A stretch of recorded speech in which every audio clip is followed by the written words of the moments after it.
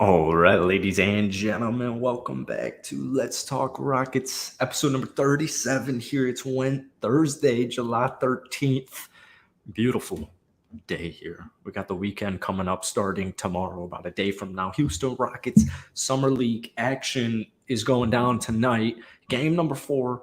Essentially, if Houston wins tonight's game, you're guaranteed a playoff lock in Summer League. How Summer League playoffs work, quite simple. It's just the top 4. So, if we lose, we're 3-1. Well, there's only 2 other teams outside of Houston that are undefeated. So it would kind of become, all the tiebreakers would get into play if Houston loses. But if Houston wins, you're in. So winning, you're in tonight for Houston.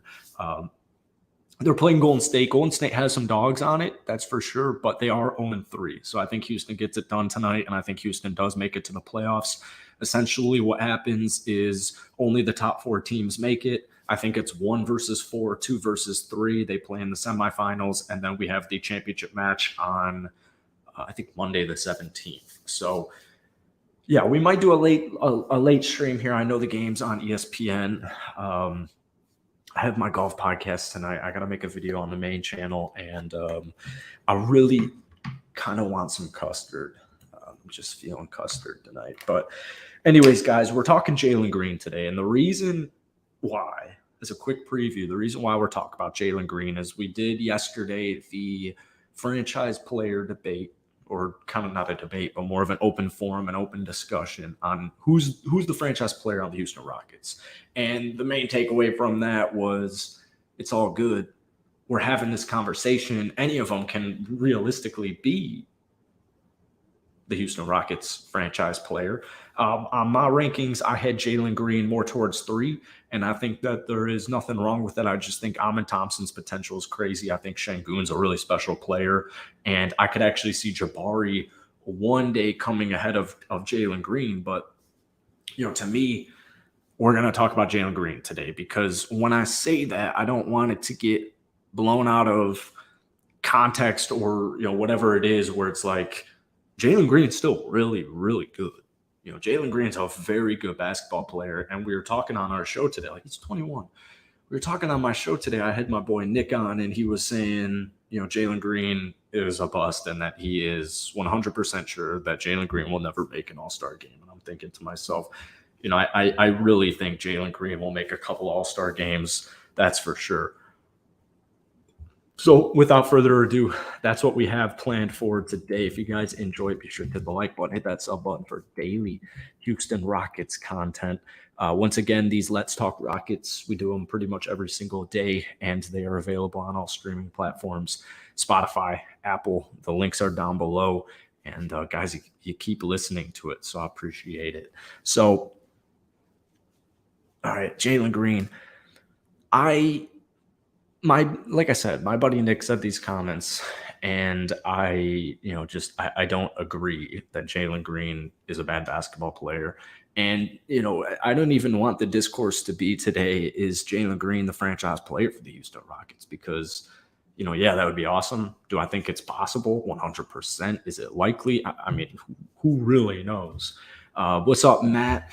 My power was out for four hours straight. Damn. What's up, Matt? What's up, Rashawn? We got Magnificent Marker in here. Great problem to have. We got Joshua George just pulling up or back from the gym. Appreciate y'all tuning in. Be sure to hit that like button so we can get as many Rocket fans in here as possible. I just watched, when my buddy said that today, I just watched so much Jalen Green this afternoon and this morning. I've just been watching Jalen Green. I've just been watching the Houston Rockets play. One takeaway for me was how little of an impact or how little of an impact that I thought Kevin Porter Jr. had on a lot of Jalen Green's buckets. And I don't mean that as a dig at KPJ, because we all know he has so much skill. Kevin Porter Jr. has so much skill. He has so much talent.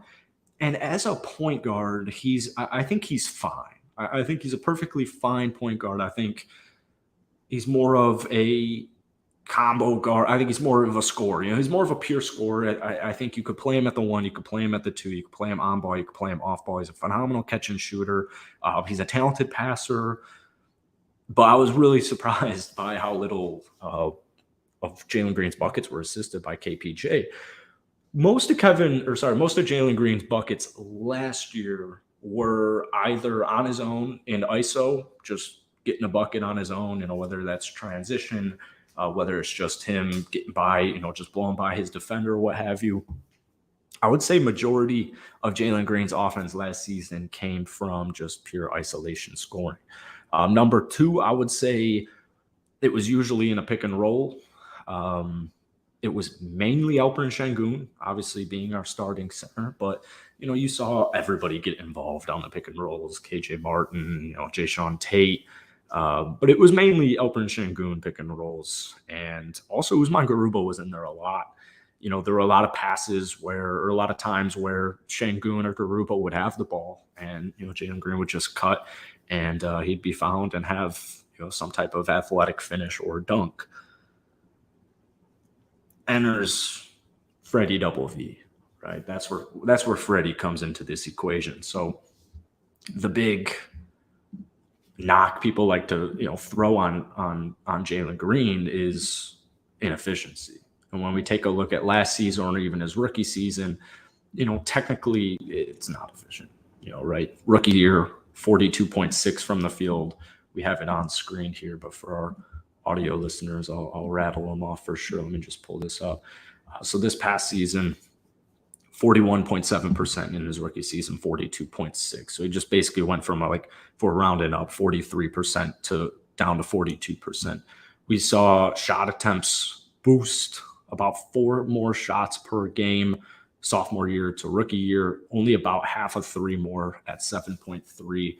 The 3-point percentage is perfectly fine, 34.3% rookie season, 33.8 in his sophomore season. He takes a lot of threes, but he makes a lot of threes. There's going to be he's a shooter, man. He's a scorer. Some nights Jalen isn't going to be feeling it from downtown, but for the most part, he's making 2 to 3 threes per night.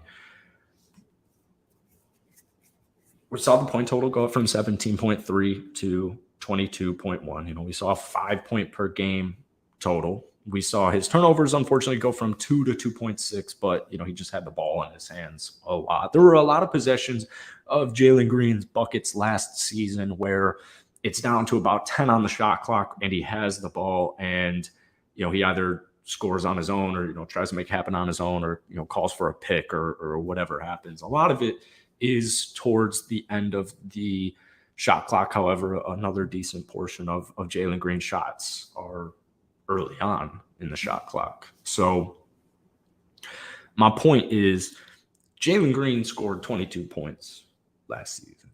He can shoot threes. He can drive. We saw improvements in ball handling.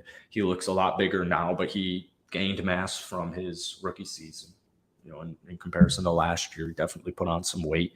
We saw improvements defensively, handling, getting downhill, drawing fouls, got his free throw total up from 3.5 in his rookie season to 6 total free throws last year. We saw, especially towards the end of the season, improvement, just like the little things like changing your speed, on defenders, just kind of letting the game come to him a little bit more, just getting more comfortable, getting more acclimated.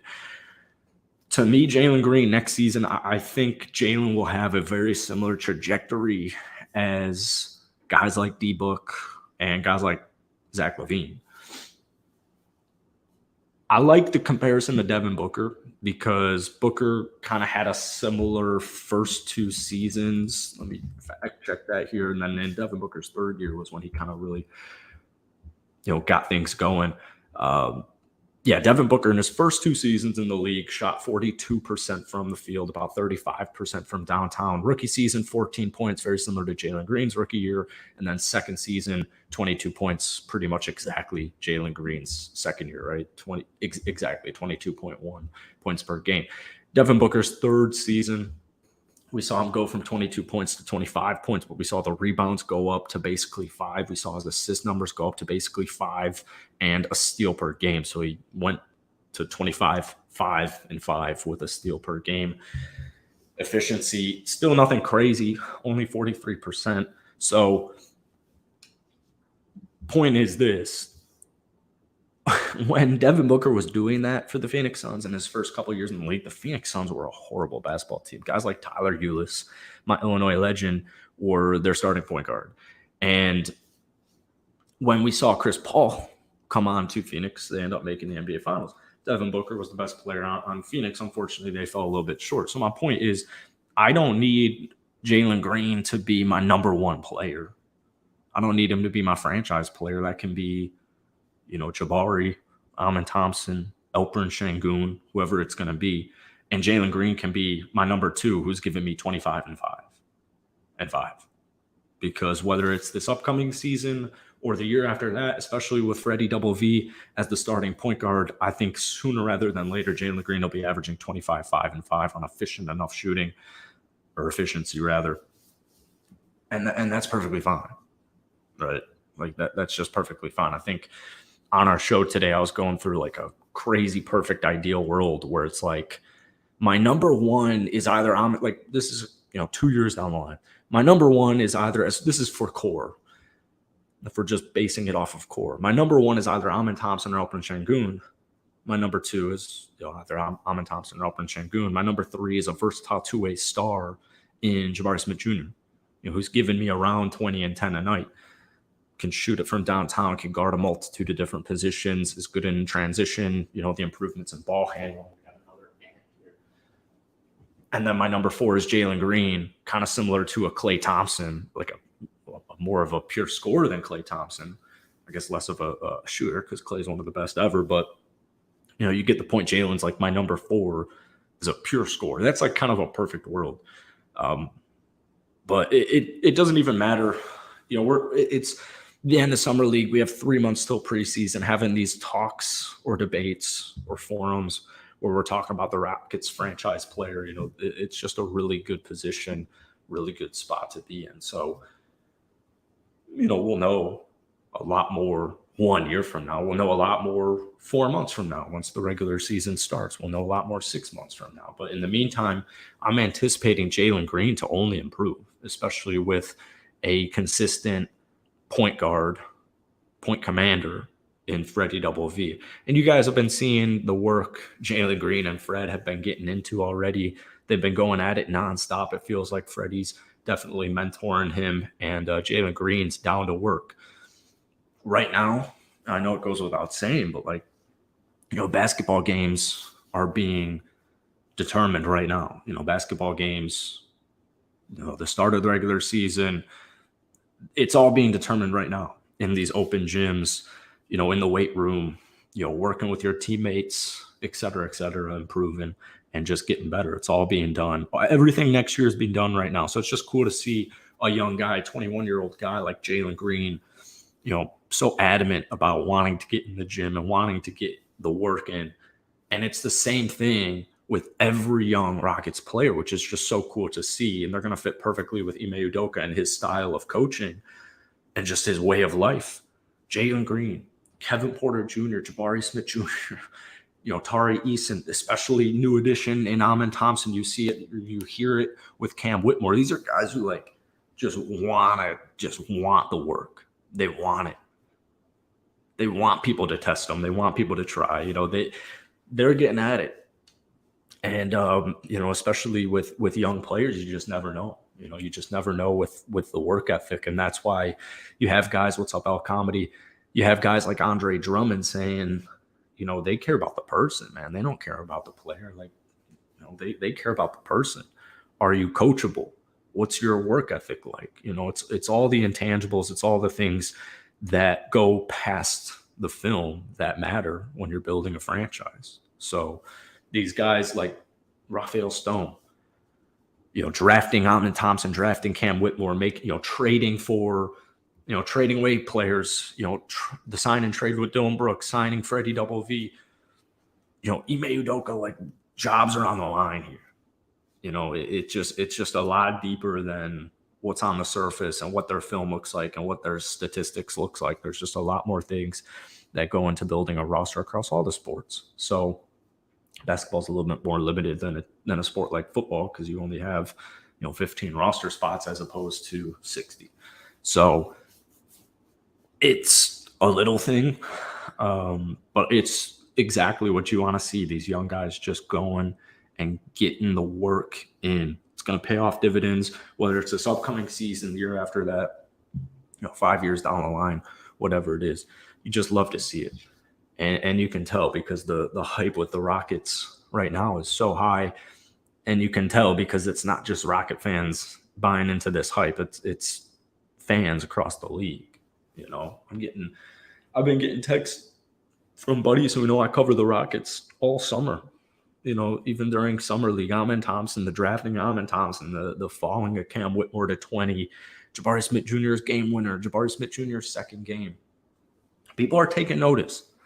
And it's probably going to, basketball's just kind of going to die down a little bit here in the next couple of months, but good spot to be in. I like it as a creator. I like this period right now. It's not great for like supporting yourself financially necessarily because the season's not going on, but this is where, you can just truly dive into the film. It can be difficult, especially doing the NBA show. It's like really difficult to, watch so many of the games every single night and then, just like go back and watch all this different types of film during the season. You also got football going on. It just gets a little chaotic. So I like the dead part. But, obviously the no live basketball thing sucks. So hopefully Houston gets it done tonight against the Golden State Warriors, and we can see a couple of more games. We got Matt with some Cam not disdain, but I haven't been impressed with Cam, but I'm not looking too much into summer league. Yeah, it's worthless. I mean, everything we're seeing from Cam is what's on tape at Villanova. It's just, it's all there. It really is. It's all, everything, decision-making, shot selection, some sloppy turnovers, it's all in the film. So, Cam's got a bright career, but he just turned 19. So I do think it's going to be a little bit later than anticipated because he was a projected possible number 4 pick going to Houston less than a month ago before the NBA draft. So interesting stuff, man. That's it for today.